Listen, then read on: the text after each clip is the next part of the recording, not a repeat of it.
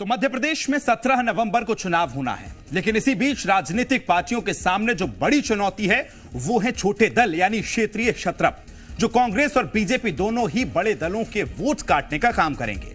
अब इन दलों से दिग्गज किस तरह से निपटेंगे या फिर यूं कहें कि खुद को किस तरह से सुरक्षित रख पाएंगे, ये एक बड़ा सवाल है, क्योंकि अग्नि परीक्षा की घड़ी अब आ गई है।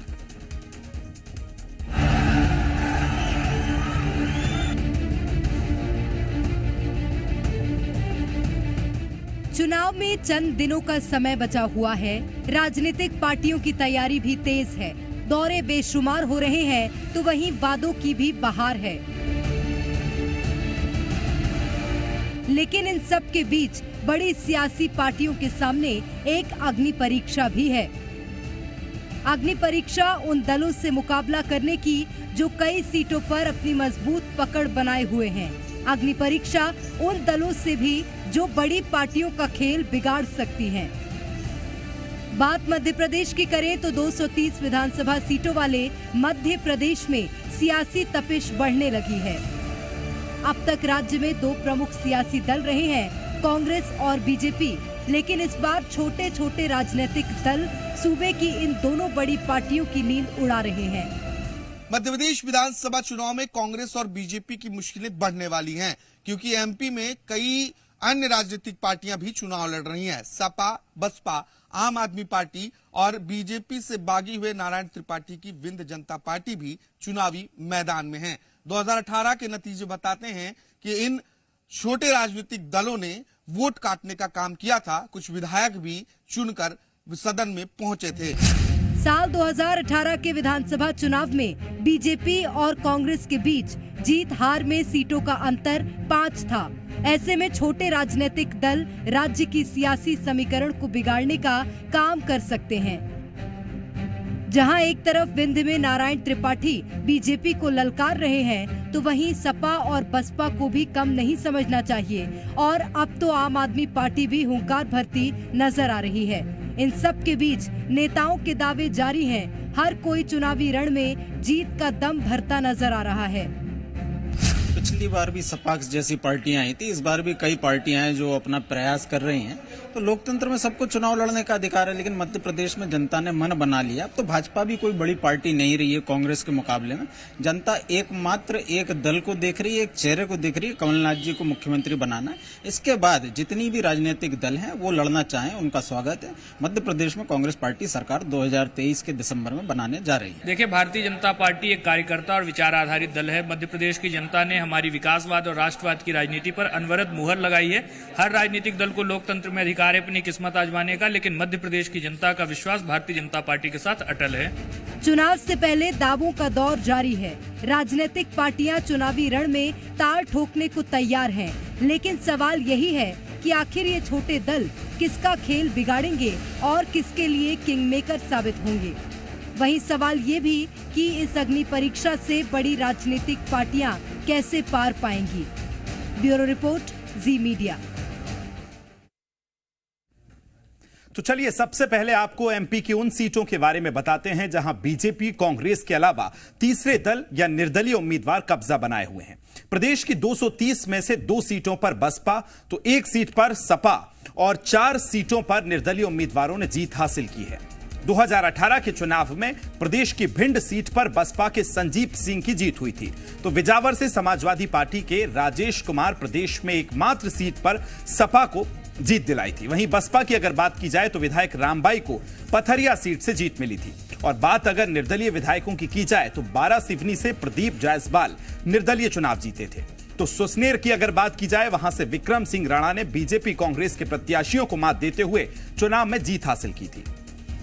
वहीं अगर बुरहानपुर की बात की जाए तो निर्दलीय सुरेंद्र सिंह ने जीत का स्वाद चखा था। और भगवानपुरा से अगर बात की जाए तो केदार डावर ने जनता ने उनको चुना था और जीत का सेहरा पहनाया था। ये हुई अब उन सीटों की बात जिन सीटों पर निर्दलीय या तीसरे दल के विधायक काबज थे। अब आपको ये बताते हैं कि एमपी में 2018 के दौरान छोटे दलों ने कितने प्रतिशत वोट अपने पास खींचे थे। 2018 की अगर बात की जाए तो 2018 के विधानसभा चुनाव में बीएसपी को 5.01% वोट मिला था। वहीं अगर सीपीआई की बात की जाए तो 0.10% वोट उसके खाते में गया था और उसी के साथ अगर सीपीएम की बात की जाए तो 0.04% वोट उसको मिला था। अगर अब बात निर्दलीय की करी जाए तो निर्दलियों को 5.82% वोट मिले थे। यानी कि इन वोट प्रतिशत के सामने आने के बाद यह कहना गलत नहीं होगा कि छोटे दल एमपी में एक अहम भूमिका निभाते हैं। भले ही ज्यादा सीटों पर काबिज ना हो, लेकिन ये दल वोट काटने का बखूबी काम करते हैं। वहीं 2018 के मुकाबले इस बार के चुनाव में प्रदेश में छोटे दलों का दबदबा ज्यादा रहने का अनुमान है। प्रदेश में इस बार अगर बात की जाए तो कुल छोटे दल अपनी किस्मत आजमाते नजर जो है वो आएंगे। वहीं अगर विंध्य की बात की जाए तो विंध्य में नारायण त्रिपाठी ने अपनी एक नई पार्टी का ऐलान कर विंध्य का चुनावी रण और ज्यादा दिलचस्प कर दिया है। अब आपको बताते हैं 2018 में 30 में से कितनी सीटों पर बीजेपी और कांग्रेस को जीत मिली थी। चलिए बात करेंगे 2018 की। तो 2018 में हुए चुनावों में विंध्य की 30 में से 24 सीटों पर बीजेपी ने कब्जा किया था, तो वहीं मात्र 6 सीटों पर कांग्रेस सिमट कर रह गई थी। लेकिन इस बार की बात की जाए तो बीजेपी के लिए विंध्य को साधना काफी मुश्किल हो सकता है, क्योंकि चुनौतियां कई सारी बढ़ गई हैं। अब बात करेंगे नारायण त्रिपाठी की। नारायण त्रिपाठी की नई पार्टी के ऐलान से विंध्य की राजनीति में बवंडर उठ गया है और जहां विंध्य की अगर बात की जाए तो विंध्य की सभी 30 सीटों पर चुनाव लड़ने की बात विंध्य जनता पार्टी ने कर दी है। वहीं नारायण त्रिपाठी ने मैहर से खुद चुनाव लड़ने का ऐलान किया है। अब इस सीट पर किस तरह से जो मुकाबला है वो दिलचस्प होता नजर आएगा, चूंकि बीजेपी से यहीं श्रीकांत चतुर्वेदी को टिकट दिया गया है। धर्मेश गई की बात की जाए तो वो कांग्रेस से उतर रहे हैं और नारायण त्रिपाठी जो हैं वो यहां से विंध्य जो जनता पार्टी बनाई गई है, इस बार नई ताल ठोकी है, यहां से वो मैदान में होंगे। इन सीट पर जहां बीजेपी ने श्रीकांत चतुर्वेदी पर दांव लगा दिया है, कांग्रेस ने धर्मेश घई हैं मैदान में उतारा, तो इस बार मुकाबला जो है वो और ज्यादा दिलचस्प विंध्य जनता पार्टी ने किया है और उसके संस्थापक नारायण त्रिपाठी ने मैहर से चुनाव लड़ने की घोषणा की है। और किस तरह से अब ये जो पूरा मुकाबला है वो दिलचस्प होगा, ज्यादा जानकारी के साथ दिव्यांश मेरे सहयोगी जुड़ गए। दिव्यांश, सबसे पहले मैं आपसे यही जानना चाहूंगा, ये क्षेत्रीय शत्रप जो हैं, गेम तो बहुत ज्यादा मध्य प्रदेश में नहीं बदल पाते हैं, लेकिन कभी कभी सरकार को गिराने और बनाने में बड़ी महत्वपूर्ण भूमिका होती है। 23 के लिहाज से किस तरह से देखा जाए इनको? विकास, बिल्कुल आपने सही कहा। क्षेत्रीय शत्रप की जब बात होती है तो हमें याद करना होगा 2018 का साल, जब यही निर्दलीय उम्मीदवार और क्षेत्रीय दल झकाने में कामयाब हुए थे बीजेपी और कांग्रेस को, और ऐसी नौबत आ गई थी कि समाजवादी पार्टी, बीएसपी और निर्दलीय के उम्मीदवार, माफ कीजिएगा, जो विजयी उम्मीदवार थे वो कहीं ना कहीं किंग मेकर बन गए थे। ये स्थिति हो गई थी। अब मैं जरा कुछ आंकड़े पेश कर रहा हूं जो इस बात की तस्दीक करेंगे कि क्षेत्रीय दल किस तरह से प्रभाव डालते हैं। 2018 में करीबन 30 सीटें ऐसी थी जहां पर बीजेपी और कांग्रेस की अगर हम बात करते तो हार और जीत का अंतर 3000 से कम वोटों को था और इसमें से 15 सीटें कांग्रेस जीतने में कामयाब रही थी, तो वहीं 14 सीट बीजेपी और एक निर्दलीय। अब मैं एक और इंटरेस्टिंग आंकड़ा आपको बताने जा रहा हूं जिसके बारे में शायद किसी ने सोचा भी नहीं होगा।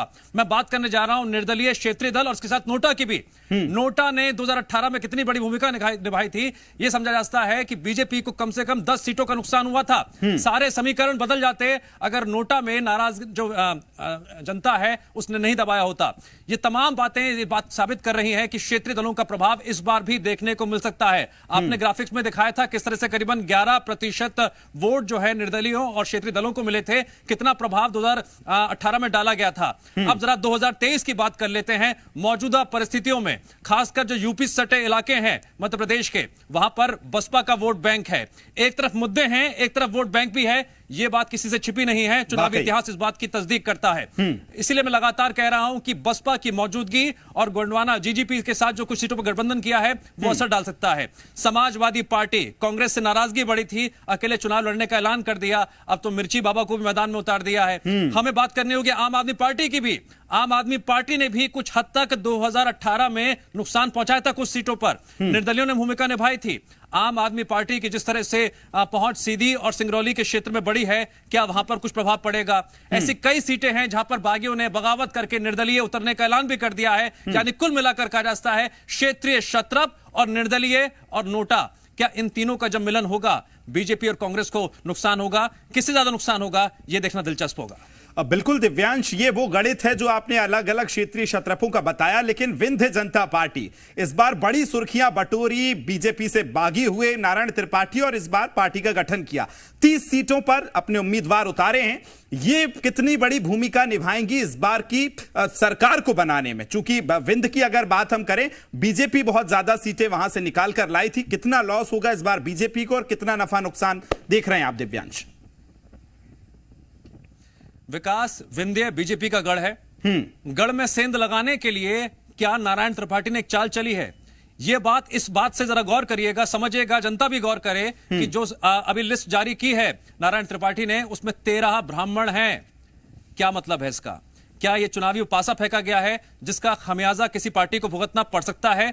किसको नुकसान होगा, यह बात समझने के लिए हमें इस बात पर भी चर्चा करनी होगी कि नारायण त्रिपाठी सहित और भी जो नाराज उम्मीदवार माफ कीजिएगा दावेदार मैदान में हैं, वो क्या नुकसान पहुंचा सकते हैं? क्या विंध्य की जो रणनीति और चाल बीजेपी के पक्ष में थी वो क्या इस बार बदल सकती है? यह बहुत कुछ निर्भर करेगा कि नारायण त्रिपाठी किसके वोट काटते हैं। उनकी पार्टी जहां पर 13 ब्राह्मण उम्मीदवार मैदान उतारे गए हैं, किसके पक्ष में जनता वोट करती है। यह वो समीकरण, इंटरेस्टिंग समीकरण है जिस पर मैं आपका ध्यान दिलाना चाहता हूं। यह पार्टी कुछ हद तक विंध्य पर असर डालेगी, लेकिन किसके पक्ष में, यह बड़ा सवाल है। बिल्कुल, वाकई आपने सही कहा और नारायण त्रिपाठी बखूबी जानते हैं कि जो विंध्य है वो सवर्ण बाहुल्य क्षेत्र है और इस तरह से जो उन्होंने, आपने सही कहा, जो आंकड़ा भी पेश किया है वो कई मायनों तक ये आंकड़ों को बदलने में साबित होगा। लेकिन थोड़ी हम समाजवादी पार्टी और बसपा की बात करते हैं। इस बार बड़े अखिलेश यादव एक्टिव नजर आए लिस्ट को लेकर। जब प्रत्याशियों के नामों का चयन हुआ, बड़ी बारीकी से उन्होंने ऑब्जर्व किया। क्या समाजवादी पार्टी और बीएसपी, जो आंकड़े पहले कम रहते थे, इस बार उनमें इजाफा हो पाएगा क्या? समाजवादी पार्टी और बीएसपी 2018 में इन दोनों के वोट प्रतिशत को मिला दीजिए तो करीबन 6 के थोड़ा सा ज्यादा हो जाता है। यानी 6% वोट बैंक जब खिसका तो किसी को फायदा, किसी को नुकसान हुआ। अब बीएसपी ने जो रणनीति इस बार अपनाई है, अजब सिंह कुशवाहा को ले लीजिए, अब छोड़ दी थी बीएसपी, लेकिन फिर भी टिकट नहीं मिला, नाराजगी इस कदर बढ़ेगी कि बीएसपी में दोबारा आ गए। यानी कि चोट पहुंचाने के लिए, नुकसान पहुंचाने के लिए या फिर जीतने के लिए जो भी समीकरण बनेंगे, लेकिन बसपा प्रभाव डालेगी।